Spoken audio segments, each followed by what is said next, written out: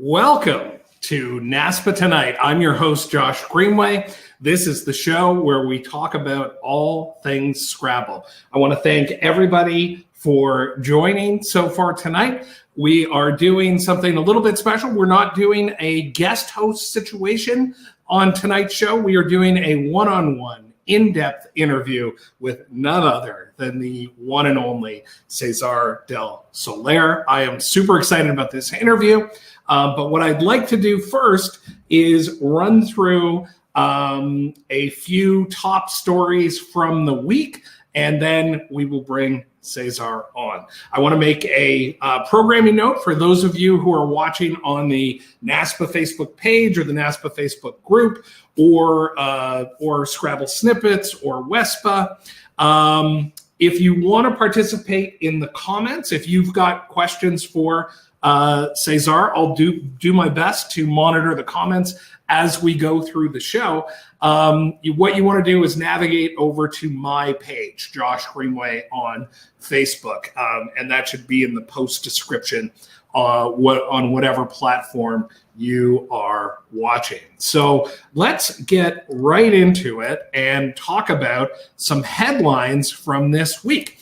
This past weekend, we saw a string of number one seeds dominating the tournaments that they participated in. So in Manhattan, we saw number one seed Mac Meller take down the TWL division. We saw Jesse Day take down the Collins division. Down in Florida, we had Tim Botteriff take the TWL. I think that was TWL only, that tournament. And in Philadelphia, we had Rick Julian win the number one seed. But what I thought was probably the most interesting, I think I looked at every division of every tournament, was none other than Kevin Ng playing in Div 3, but he was the bottom seed, and he completely flipped the script, taking home that particular division win. That also takes him to a new ratings peak, first time over 1,000, as he told me when I touched base with him, that he's been putting some studying in. So if you like those kind of performances, if you'll join me in throwing a comment, if Kevin's your friend, I think that'll allow you to tag him in the comments. I'm sure he would appreciate that. And congrats to all the tournament winners and to Kevin Ng this week. Another story that we had break this week. This was a fun one that I've got a little bit of bias here, but my longtime co-host, Jackson Smiley, who's on an extended break right now, posted on Facebook. He revealed the Kingston Open trophies. The Kingston Open is a tournament that he and I and Sean Abbasi will be running this weekend in Kingston. We decided to put trophies on the table this year that people could win. And this is what young Jackson came up with. He hand-carved these trophies, hand-painted them, and I imagine hand-selected the cacti that go inside. Anyway, as the headline above me reads, Facebook broke out into cactus fever as reactions were pretty much universally, "Oh my God, those are amazing trophies." So good luck to all the players at the Kingston Open this week. Because those are some cool trophies that are going to be on the line. Another story that's just, again, personal bias, Kingston Open related, is we have Seth Lipkin messaged me the other night, and he's going to be coming to Kingston. It's really, if you're a fan of Seth, what I want to say is, number one, you should search on Facebook for the Seth Lipkin fan club. For those of you that don't know, Seth is the guy who put together Cross Tables, which is a super important resource in North American Scrabble for finding out what tournaments are coming up, for tournament directors in terms of getting organized with their entrants, stuff like that. He also created Ulu, which I think probably crosses both North America and the rest of the world in terms of having a word checker, to let people check their words. So if you're on iPhone and you like Scrabble, definitely check out Ulu. So those are the stories of the week.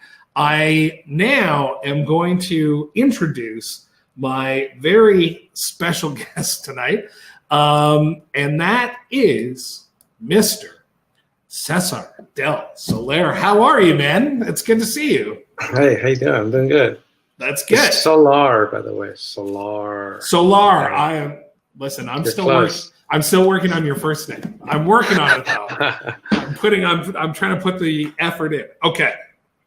I want to give everybody a quick introduction in case they don't know you. I suspect most of the people watching do know who you are, but I still prepared a little intro. So César is an expert level Scrabble player who's been playing tournament Scrabble for 14 years. In his day job, he works as a senior software architect at Next Caller, a company specializing in computer and network security.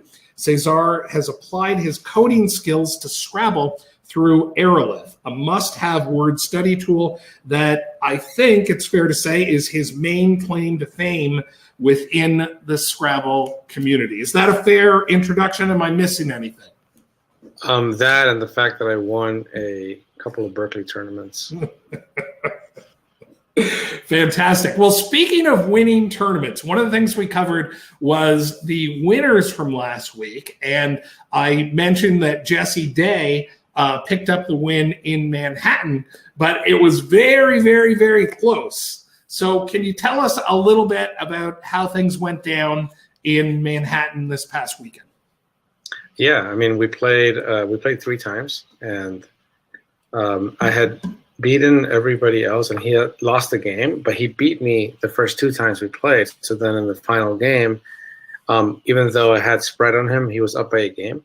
So yes. I needed to win the tournament. And since there's only 4 people, there's only one prize, and I want to win $120. So I really hunker down and try to win those $120. Mm-hmm. And it was a high scoring game. I think we put it on across tables and on his and my page, but we ended up tying the game. So I spent 7 minutes looking for a win, and a tie doesn't win it. I have to score 1 more point, and I couldn't figure out how to win the game. And I analyzed the game later. I only made a couple of tiny mistakes. I mean, to his credit, he also made a couple of tiny mistakes too, but it wasn't enough. For sure, it's not my lexicon. Well, we'll get into that. Let's not go all the way down that path. But I would encourage people, if you know how to do this, otherwise, I don't know, message me or message César here. But you should go take a look at the annotated game, because when you say a couple of small mistakes, we're talking about really, really tiny mistakes, like just a few points, like a couple points of equity here, a point of equity near the end, I think. It was super close, and I certainly have not been in a 470 to 470 tie before. That's a pretty high scoring tie. Lots of fireworks that game. Yeah, it was a fun game though. I mean, he deserved it. It was a good tournament. I'm having fun with Collins. So he deserved it. Eh? Okay, I didn't see that on the Facebook post, but I was a little bitter when I wrote about his luck, but he plays really well. So that's good. Well, absolutely, and both you and Jesse are big friends of NASPA Tonight. So look, kudos to both of you. One thing I wanted to mention that Will Anderson said if it wasn't for Aerolith, he'd be out on the streets. So that will underline how important, like I said, a must-have word study tool. Okay, here's where I want to start our interview. I want to start kind of at the beginning. I've never heard the story. I'm sure some people are familiar, but how'd you get your start playing competitive Scrabble? When I was 16, I was at a very tough school. I actually was at college, and I didn't know what to do with my time. Actually, it was just like a very tough time to like it's a tough college. So I was just like not feeling good about it, I guess. And what made it so tough? Are you talking about it it was like a high achievement place, or like tough, like, I don't know, gangs in the cafeteria or something? What are you talking about? No, it's just a very difficult, like, it's just math, math and science, like nerdy. Okay. Caltech is in Pasadena, Gotcha. Part of it, Right, but it's right. like a super. Yes. Anyway, it's like a pressure cooker. So I was looking for something to like diffuse attention, and I went on Yahoo Games, and I found a game called Literati, which is kind of like a clone of Scrabble. It's kind of like Words with Friends. Actually, it has the same board layout as Words with Friends, but different letter values. And it was just, I just got completely hooked. I don't know why, but I got really hooked. And then I met James Leong, Gabriel Wong, Jesse Matthews, and a few other people who actually don't play Scrabble anymore. Actually, Lila was there. Lila from New Orleans. She used to be a Literati player too. So we would all play all the time. And then in 2005, James told me, like, hey, there's a tournament, a Scrabble tournament, you should play. And I went, he found me a tournament in LA where I used to live at the time. And I went to the tournament, and I was just like, that was it. That was his hook. I actually won the tournament, but I quickly found my level, and then I was stuck in the 1400s for a long time, I remember. Well, anyway, calling it stuck. Here's the next question that I had for you. You not only won that tournament, you won your first 2 tournaments, including your second tournament, which was a multi-day tournament. You were facing a field of 48 players. This was in Las Vegas in 2005, and really dominated that field and had just under a 1,400 rating after 25 games played. So my question was going to be, how did you get off to such a quick start? But I guess the real question is, what made the transition from Literati to over the board so easy, or was it that easy? So after I played Literati for a while, I did start playing on ISC, like Scrabble, but I didn't like it. I remember I kept going back to Literati. I was like, Scrabble was like, what I thought was like, there was just too many points. Like, things are just too volatile. I don't know. It was like a weird like thought, but I remember thinking like things are just worth too many points. Like, there's not enough luck, like, because Literati had 4 blanks and like 12 S's. I mean, it's kind of a crazy, and like sometimes there were no S's. It was kind of like a crazy tile distribution that was completely random. So I kept going back to Literati, but eventually started sticking with Scrabble and liking it more and more. I suppose like I learned a lot of like the 2s and the 3s, like, I mean, just from playing thousands of speed games. So I was pretty fast. We would play 3-minute games on Literati constantly.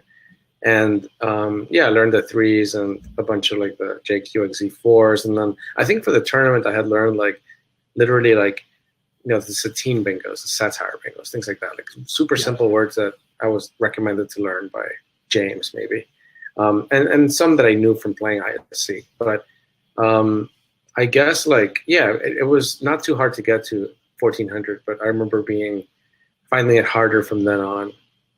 Gotcha. Well, I wanted to fast forward to October of 2009. You were playing in the Oregon Tile tournament. I don't know how you say it, but that was the tournament where you achieved the 1800 rating, which is the traditionally denotes expert status. So what do you remember about that tournament? Did that magic number of 1800 mean something special? Or was it just another step along the way? Tell me about that time. So it wasn't actually that tournament, Josh. But I'll tell you, it was a year before. It was 2008. Really? In Vancouver. Yeah. So what happened was I went over 1800 in Vancouver, and I quickly fell back down to the 1600. So that's why you probably didn't see it, because I was stuck in the 1600 to 1800 range for a long time after that. But I mean, to answer the question, I remember 1800 was like a huge deal. That was like, when you're 1800, you're an expert, and like back then there was no ratings inflation, because I think that only came in 2009. Like that the formula changed.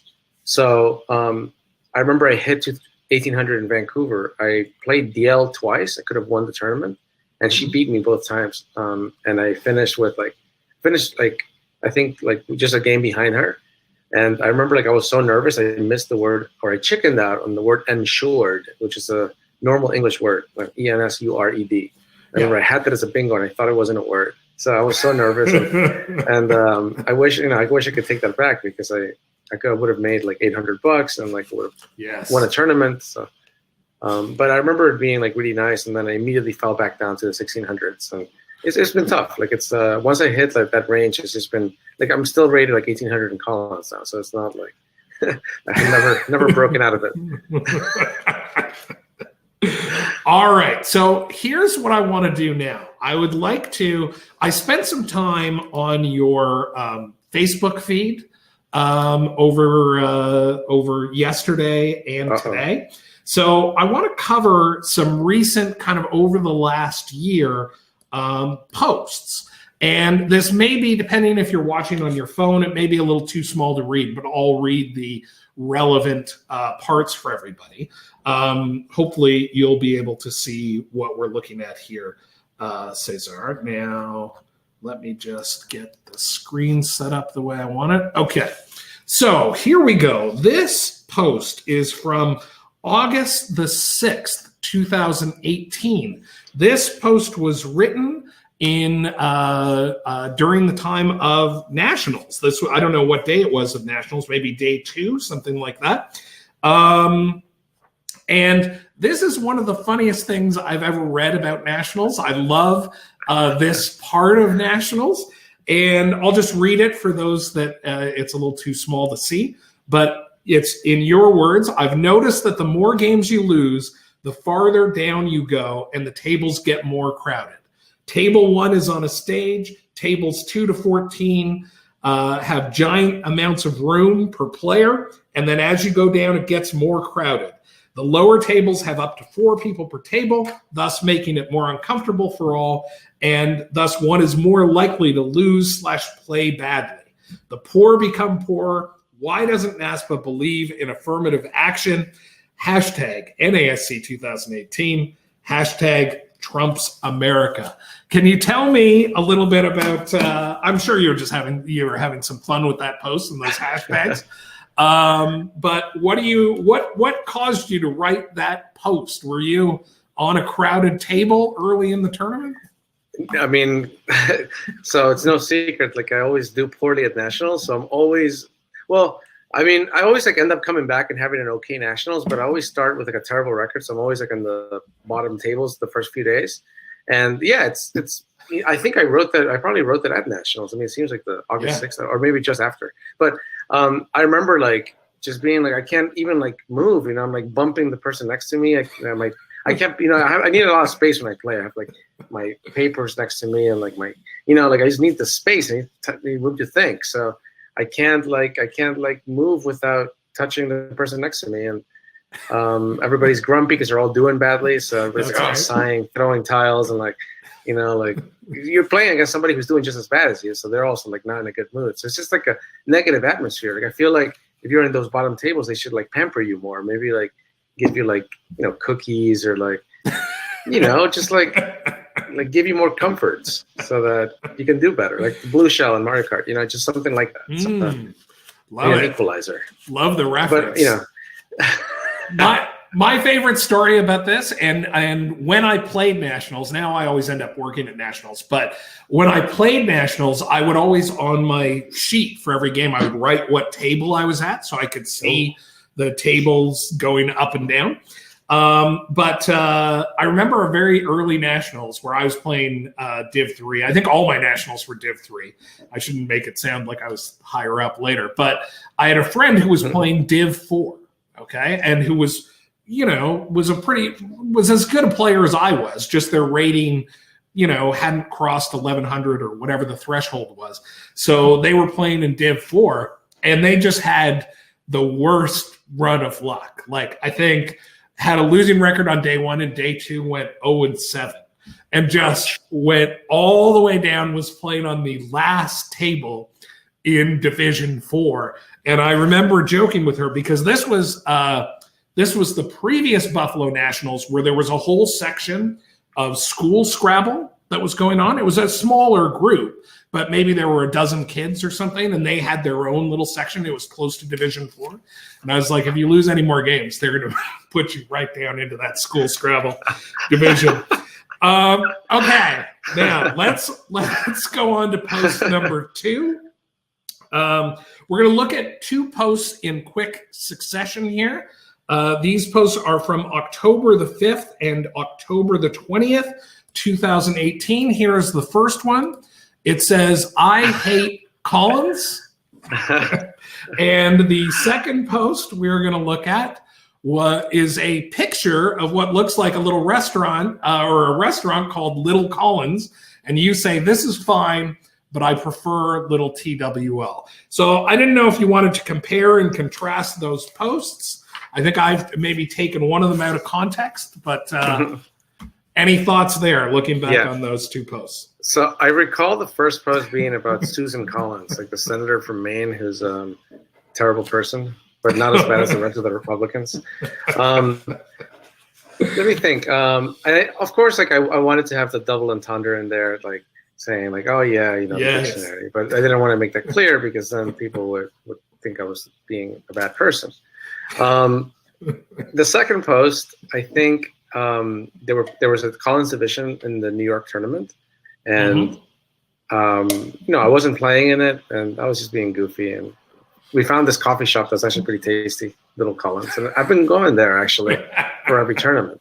Like the last few tournaments we've gone there for breakfast. Right. So you've been going there more recently. You've been going to Little Collins more recently. Okay, good to know. Okay, I just thought we'd have some fun with those 2 posts. One of the things that you're known for, I think you would agree with this, is that some of your online kind of Facebook posts can troll people a little bit. Is that fair to say? Maybe a little. Not in a malicious way, though. All right. No, I'll take troll. that for sure. No, anyway, I'm a big fan of your online presence, as you'll see as we continue to go through this research. So let's go to the next post. This was made on November 7th, 2018. It's not actually a post by you. It's a post by your lovely fiancée, Mina Lee. And it says, my bun signed up for Worlds, y'all. This is a watershed moment. So are you still signed up for Worlds? Have you started planning for Goa? And tell me what you're excited about if that's the case. So sadly, I've actually dropped out of Goa, but it's not because of, it's not because of Collins. I think it's just like looking at our vacation days for this year. And it just doesn't make sense. Like it's too much. It's too much. I'd rather do more tournaments close to home. Yep. But I am planning on going to the Niagara Falls tournament, which is what you call like the Worlds of, like the Worlds, but in the U.S. or actually it's not even in the U.S. It's Canada. Sorry. Right. Yeah, right. Absolutely. I do want to go to Worlds eventually. Like I really have a lot of envy. Like every time like Worlds rolls around, like I always look at the streams and I really want to be playing there. For sure. What did you think of the recent Alchemist Cup? I thought it was amazing. I saw a whole bunch, and it was happening like during work, so I couldn't like watch too much, but I was watching after hours. I definitely saw Jesse's game, and I was trying to get my coworkers. Actually, I work with Jesse Day. I was trying to get my coworkers. Yeah, he works the next caller with me. He actually is the one who recruited me for the job. Fantastic. So we were watching him. I think he beat Nigel, and he might have beaten somebody else on stream too. So it was actually exciting to watch him. I thought it was amazing. Like it looks like an incredible tournament. I would love to play in it, but I'm nowhere close to like being able to be as good as those guys. So like maybe that'll be my 2020 goal, to try to qualify for Alchemist. I don't know. That's right. Trust the process. So number one, I'll throw in a quick promotion for the NASPA YouTube page. All of those games from the tournament we were just talking about, the Alchemist Cup, are posted to the NASPA YouTube page. And one thing that we haven't done, this is just me being a procrastinator, I'm about a week late on this, is I plan to post like all of the Team USA games, maybe all of the Nigel and Ganesh games, like provide them in links so that people can follow either their countrymen or their favorite players or whatever. But all of that material is housed on that YouTube page. If you are a Gmail user or someone who uses YouTube, we would appreciate the subscribe on the NASPA YouTube page. We keep adding more content there. Speaking of more content and you talking about playing more games close to home, we're going to look at a series of posts from November 14th, 17th, and 20th. of 2018. These are all posts where you talk about winning 3 tournaments in a row. This was part of a larger 5-tournament streak. 6, actually. Oh, six. I think it was 6. Yeah, because I won the last Manhattan tournament too. Oh, beautiful. So December, here's my question for you.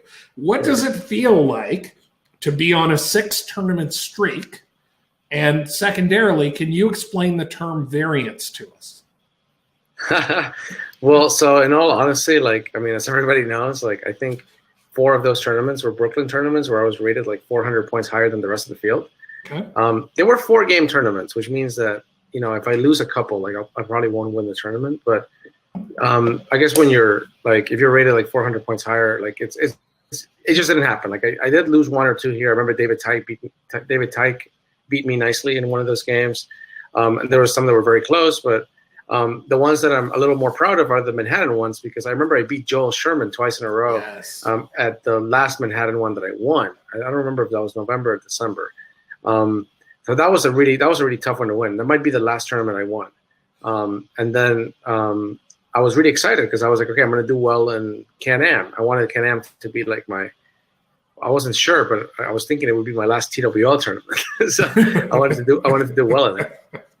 But you know, I haven't played a TWL tournament since then. But I guess we'll get to that.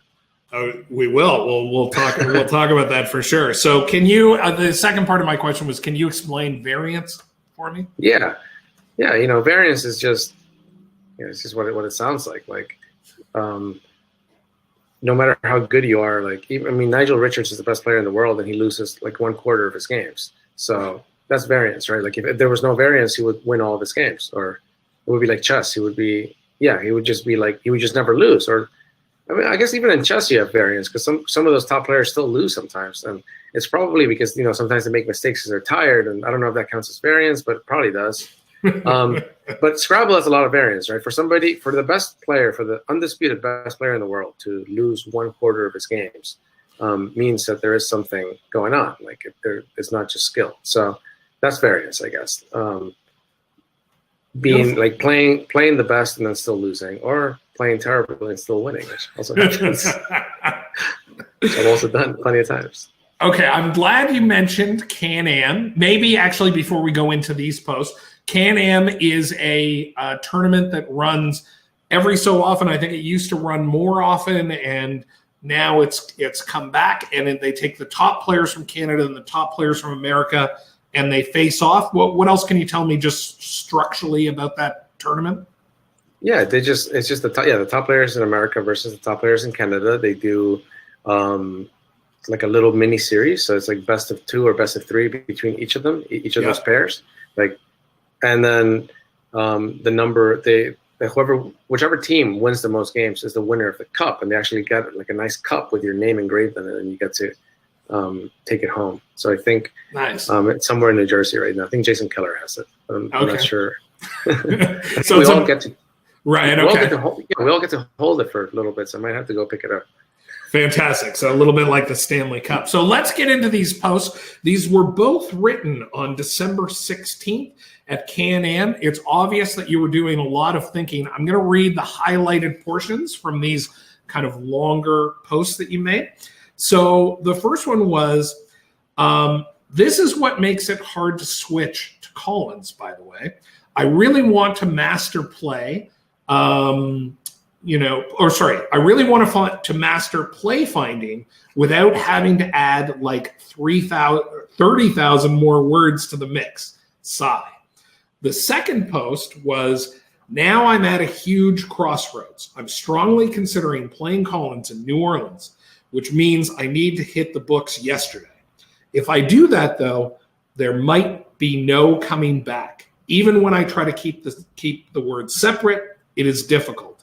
So here's my question for you. What made the potential decision to change from TWL, the North American Dictionary, to Collins, the International Dictionary, a crossroads? How much of your thinking was centered around, let's call it potential achievement, like winning big tournaments and stuff like that, performance? And how much of it was based on kind of social, your friend community, stuff like that. Can you talk about that, the crossroads of that decision? I think for me, it is largely about winning, like, or doing well, winning like big tournaments. I love the Collins community for the most part. Everybody's like, it seems like it's a little bit like younger, maybe like people. A lot of the people who are playing Collins are just kind of younger, hipper. Like, you know, you kind of get that feeling. But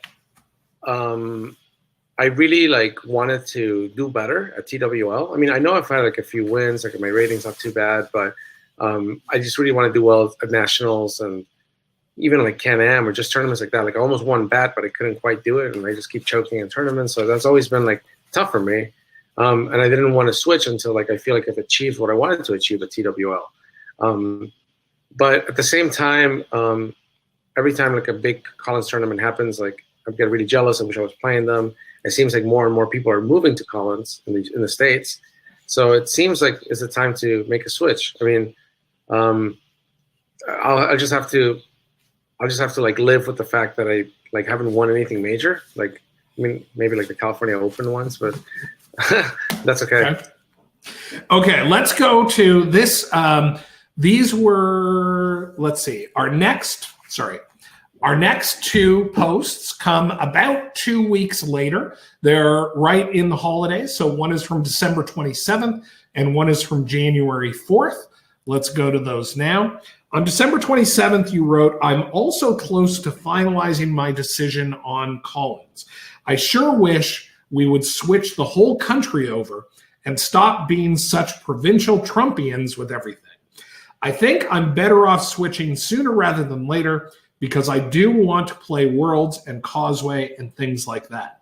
Then 6 days later, you write, "Owl 2 was the most beautiful dictionary to ever exist." So I was going to ask, can you talk a little bit about the structural differences between the two dictionaries and sort of what your feelings are when they come to that? Obviously, you're a fan of Owl 2.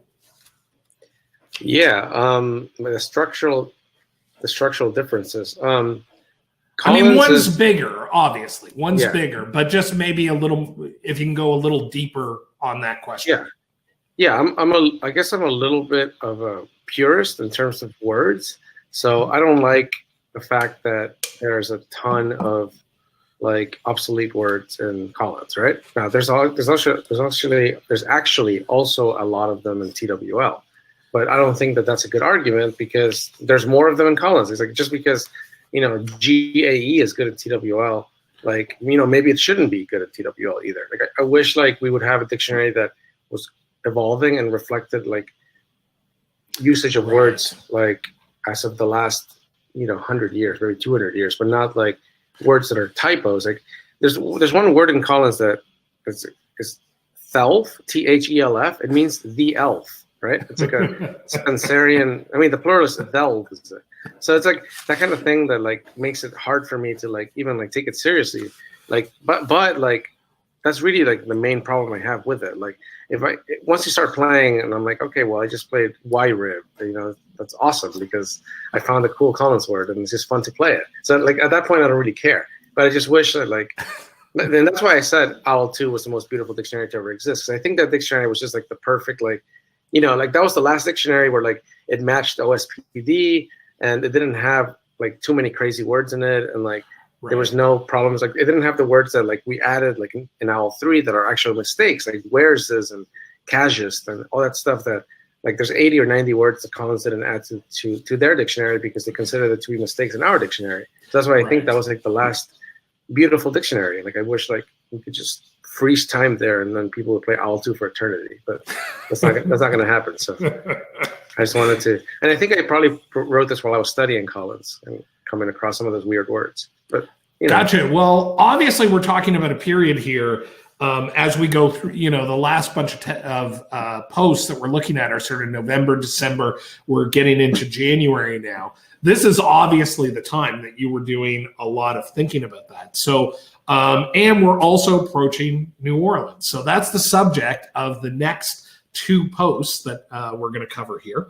These were written about a week, well, 1 week and then 2 weeks after the last posts. And they are on January 8th, you said it's a truly agonizing decision to play Collins in NOLA.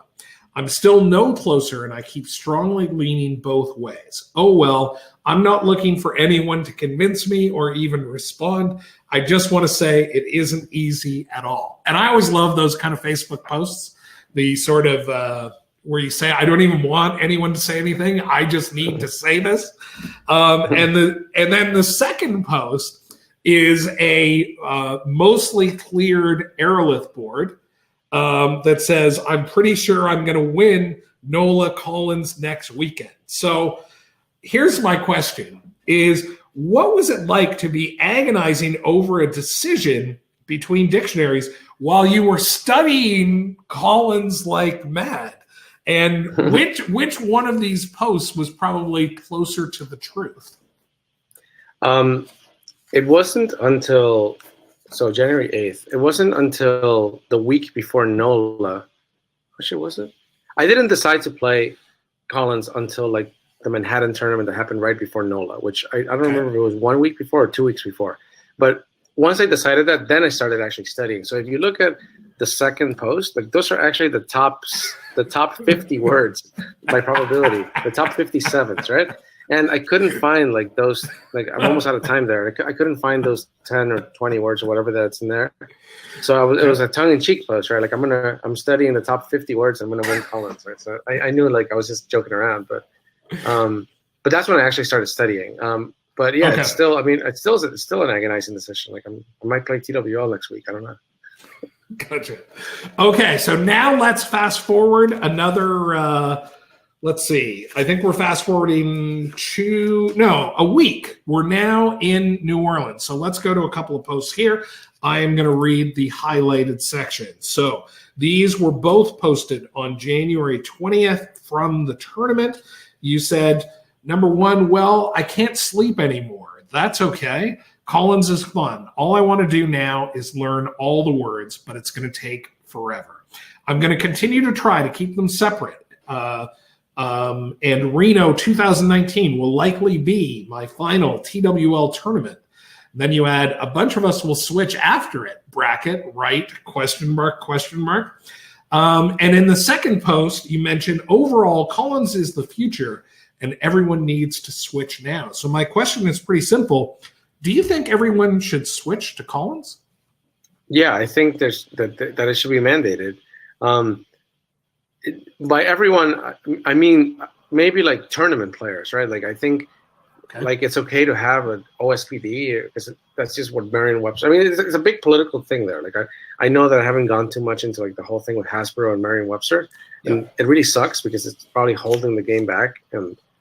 But I don't like having a split community.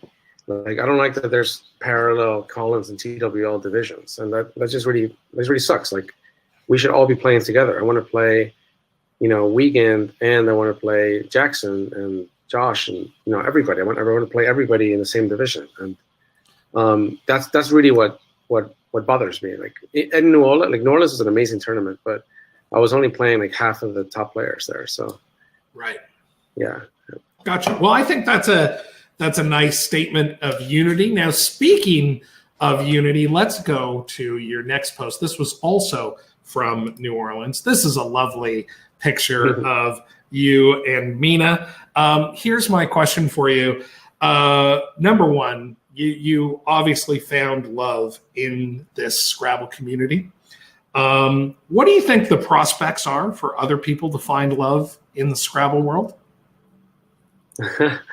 I think they're pretty good. I think a lot of people find love in the Scrabble world. I think last year at Nationals, there was a couples picture that was really cute. And I took one and like it filled up the whole picture. I remember there was a ton of people there, and there was a ton of people who didn't know the picture was being taken that wish they had been in the picture.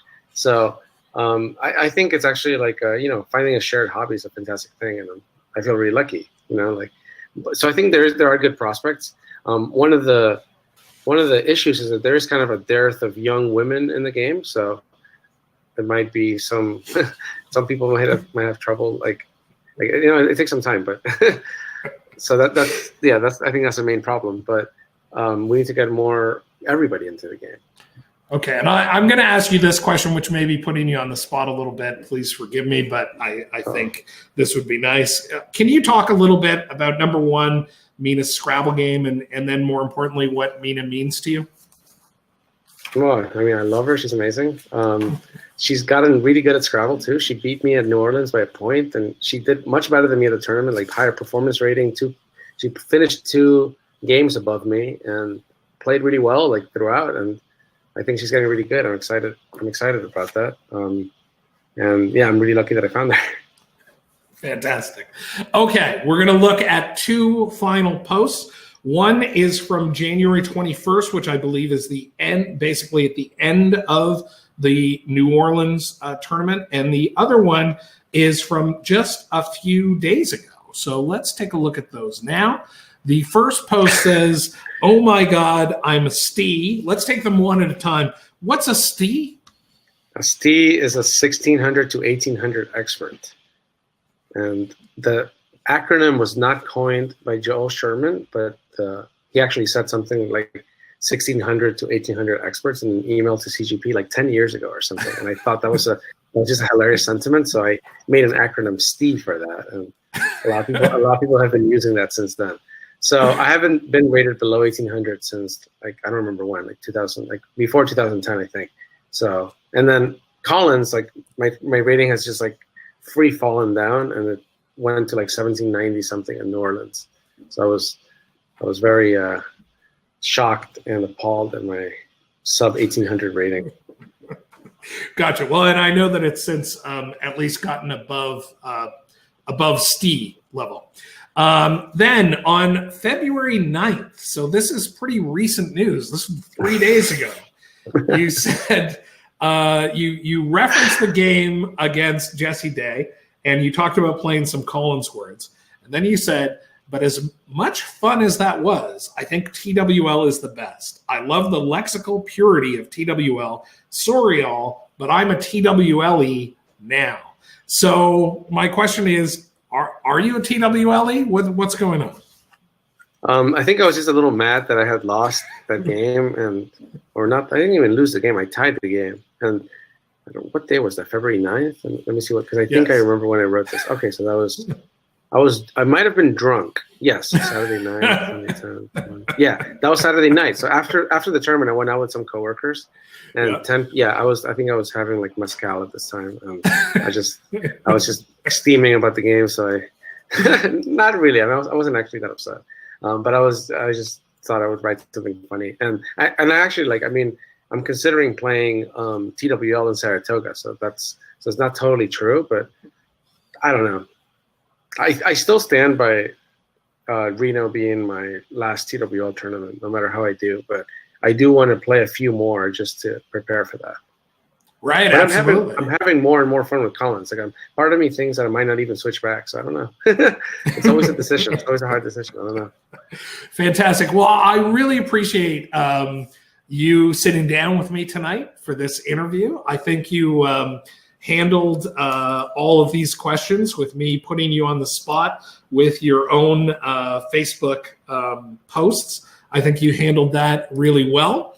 And what I was going to do next was just, and also I want to thank everybody in the comments. I wasn't able to get all of the comments here, but there are definitely some fun ones from Heidi and from Will. Will saying, this post is why César is the best. I don't know which post he's talking about, the Steve post or the other one. Heidi says she feels your pain and your torment. So anyway, I want to thank everybody for tuning in. I want to thank you for your time. I was really excited to do this interview, and I think it was fun. So I hope you do too. Yeah, thank you. Have fun. Okay, I am now going to do a little bit of business, talk about some upcoming tournaments, and we will say goodbye to Czar. Let me find the right page up here. Okay, we'll talk to you later. Thanks, buddy. Talk later. Bye-bye. Bye-bye. Okay, we're going to talk about some upcoming tournaments. This weekend, we have the Kingston Open happening over the Family Day and President's Day weekend. If you're looking for something to do, please check it out. There are also other tournaments that are happening this weekend, like the Walleye Open in Michigan and the Hood River tournament. That's a tournament you're not going to be able to sign up for. As far as I know, that is fully committed, but that sounds like a super cool tournament. Next week, there's Saratoga Springs. That's a tournament that our featured guest tonight talked about attending. So I would really encourage you to check that out. And then we have the Pacific Coast Open. That's happening in a couple of 3 weeks. I'm not sure of the dates. Check Cross Tables for the dates on that. But that looks like it's going to be a super fun tournament as well. And now what I want to do is I want to cover one of my favorite parts of the show. And this has to do with you, the viewers. I want to wish some Scrabble birthdays to Scrabblers who, the way to get on this list, by the way, is to be my Facebook friend. That's what I do is I go through, Facebook provides you a list of everybody in the last week, or actually all year long, all your Scrabble friends when their birthdays are. I guess if they put their birthdays into Facebook, I don't know how it works. But to get a birthday shout out, you want to be friends with me. And then we tag you in the post where it's your birthday. So anyway, happy Scrabble birthday to, and actually tonight's list of birthdays, a lot of them, I've been adding more Facebook friends who are international players. So you'll notice that there are not a lot of players from different parts of the world. So, and I hope that I'm getting the pronunciation right. Forgive me if I don't, but happy birthday to Impakabori Jack, to Carol Gordon Miller, to Sumbul Siddiqui, to Sharon Berger Freeman, to Andrew Eames, to Dan Sandu, and today, our fabulous birthday babies. It was their birthday today. Onu Tomu, let me try that again. Tomuvi Yi, sorry about that. Udayan Grover and Sagan Duroje. So happy birthday to everybody. We're going to be back next Tuesday at 9 p.m. With post reports from Kingston. We've got a excellent co-host lined up for next week. That is Roger Coleman, a Canadian player. He's going to be joining me in studio, so I won't be here all by my lonesome. Although I love the fact that all of you have come together to watch this. So we'll be breaking down what happens at the Kingston Open this weekend, all other big news stories in Scrabble, and looking forward to lots of Scrabble events. So thanks, everybody, for watching NASPA Tonight. Special thank you to César. I really was excited about that interview, and I think it went really well. And we'll look to see everybody soon. And what I always like to say at the end of the show is support your local directors. They're working hard for you, and playing tournament Scrabble is fun. All right. Good night, everybody.